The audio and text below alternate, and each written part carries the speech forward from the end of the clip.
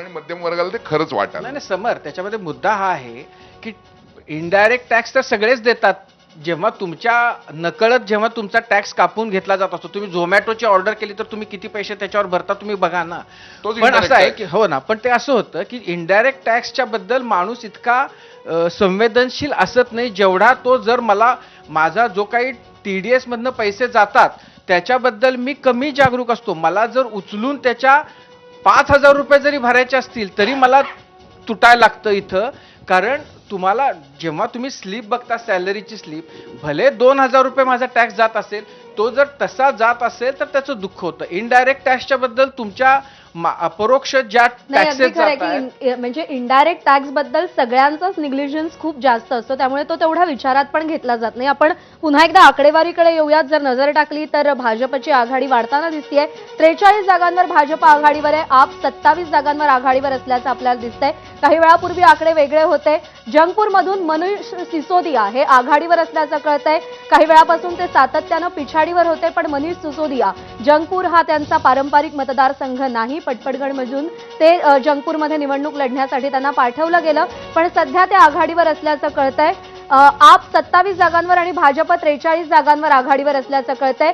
26 वर्षांनंतर भाजप सत्ता स्थापनेच्या दिशेनं पुढे पाऊल टाकताना आपल्याला दिसतंय. 26 वर्ष खूप मोठा काळ भाजप सत्तेपासून, दिल्लीतल्या सत्तेपासून दूर होता आणि आता भाजप पुन्हा एकदा सत्ता स्थापनेच्या दिशेनं पाऊल टाकताना आपल्याला दिसतोय. आणि केशव उपाध्यायांकडे आपण या पार्श्वभूमीवर चर्चा करण्यासाठी जाऊयात. जसं मगाशी प्रशांत कदम यांनी मुद्दा उपस्थित केला की 2029च्या अनुषंगानं भाजपसाठी दिल्लीचा विजय हा अत्यंत महत्वाचा आहे. असं आहे, सगळ्यात पहिल्यांदा मगासून सगळी चर्चा ऐकत होतो. म्हणजे मग काँग्रेसचा आप लाडका, आमचा रविकिरण देशमुखांनी मुद्दा मांडला की आप काय भाजपचा लाडका आहे. मग त्याला सगळी चर्चा मी ऐकत होतो आणि थोडंसं मी मनोरंजन पण करत होतो. खरं म्हणजे भारतीय जनता पार्टी, मला ती इंदिरा गांधीच्या काळातली गोष्ट आठवली की ते समर खडसनामा असेल की काही घडलं की ते परदेशाचा हात आहे, अशा प्रकारे चर्चा त्यावेळी खूप चालायची. देशात काही घडो त्यात परदेशी शक्तीचा हात आहे.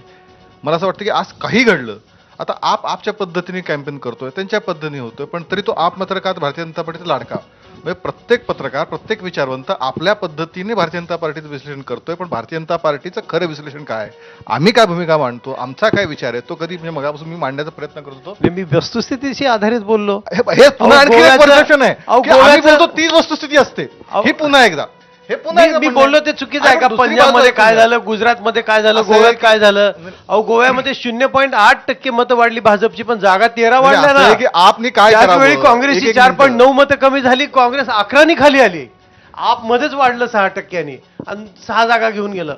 बघा ना तुम्ही, काय लाडका pattern बदलतोय की म्हटल्याबद्दल नाही? आपचे नेते शांत आहेत. बघताय की नाही काही? भाजपचा लाडका म्हटल्याबद्दल आणि हे मांडतायत. माझं म्हणणं असं प्रश्न लाडकाचा नाहीये. मला वाटतं की यावेळच्या सर, निवडणुकीमध्ये आज- सॉरी, कम्प्लीट करा. नाही, मुळात असं आहे की या सगळ्या विषयामध्ये भारतीय जनता पार्टीची मुळात भूमिका काय हे लक्षात न घेता प्रत्येक जण आपलं हेच वर्जन जे आहे तेच वस्तुस्थितीशी निगडीत आहे अशा प्रकारे भूमिका मांडायला लागतं, त्यावेळी नक्की मनोरंजन होतं. मुळात वस्तुस्थिती अशी की भारतीय जनता पार्टीची भूमिका अत्यंत स्वच्छ, स्पष्ट आहे. मगाशी जो महाराष्ट्र पॅटर्नचा उल्लेख झाला त्या आधारावरती खरं तर हो महाराष्ट्र पॅटर्न म्हणालो त्याच्यामध्ये ज्या पद्धतीने दिल्लीमध्ये गेले 2 वर्षापासून भारतीय जनता पार्टी नियोजन करत होतं. राजू खांडेकर त्या ठिकाणी होते, ते सांगते होते अगदी बारीक सारीक गोष्टीपर्यंत, मोहल्ल्यापर्यंत छोट्या छोट्या बैठका, त्यातनं आणि ज्या गोष्टी केजरीवालचा मगाशी उल्लेख झाला, मगाशी झाले आम्ही काय काय छान केलं, शिक्षणाचा उल्लेख केला त्यांनी अत्याधुनिक शाळा 500 शाळा करू, 60-65 पण झाल्या नाही. म्हणजे मी त्यांनी जे उदाहरणं दिली ती सगळ्या उदाहरणाची मी पोलखोल आता करायला तयार आहे, पण आज तो विषय नाही, कारण आम्ही जिंकतोय ते हे होत आहेत, तो विषय करायचा नाहीये. पण या सगळ्या ज्या गोष्टी, अपयशाच्या गोष्टी, अरविंद केजरीवालांच्या अपयशाच्या गोष्टी, या आम्ही लोकांपर्यंत यशस्वीपर्यंत नेऊन पोहोचवल्या. आणि त्याचबरोबर ज्या पद्धती केंद्रामध्ये मोदीजी सरकार असताना दिल्लीमध्ये झालेल्या गोष्टी असतील त्याही यशस्वीपणे आम्ही लोकांपर्यंत घेऊन गेलो.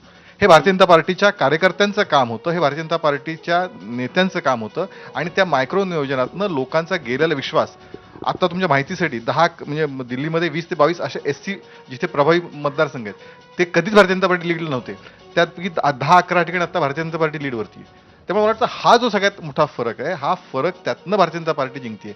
समोर विरोधक कोण आहे हे आम्ही कधीच विचार करत नाही.